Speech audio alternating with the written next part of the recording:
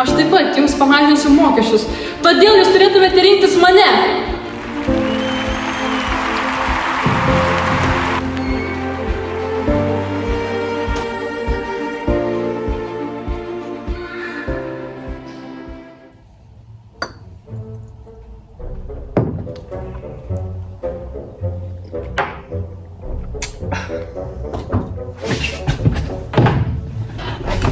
Užeikit.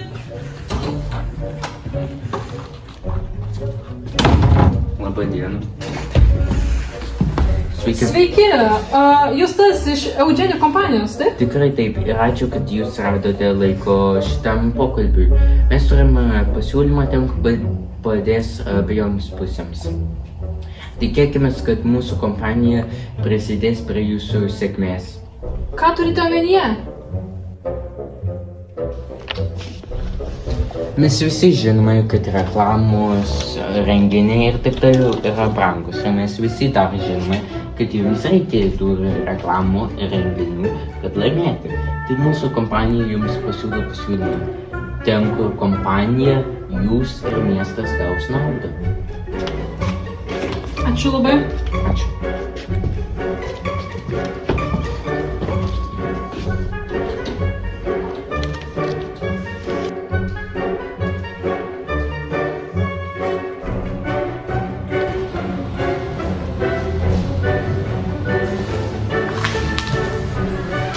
Ką?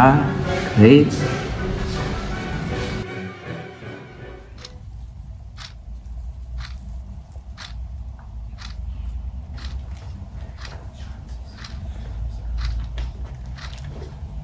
Peržiūrėjęs bylą ir apklausus visų liudininkų, jūs esate kalti.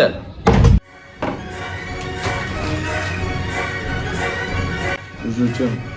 Ką tu omenyje užjauti? Už ką? Aš nieko, žinau.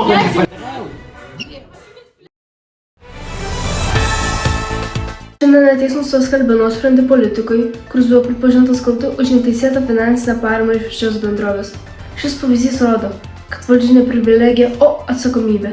Atminkite, kiekvienas turi galimybę rinktis, sekti lengvu keliu ar išlikti skaidriam. Korupcija ne tik žaloja reputaciją, bet taip pat skatina visuomenės nepasitikėjimą, skaido visuomenę ir net toliau normalizuoja šią veiklą. Galima rinktis kitaip.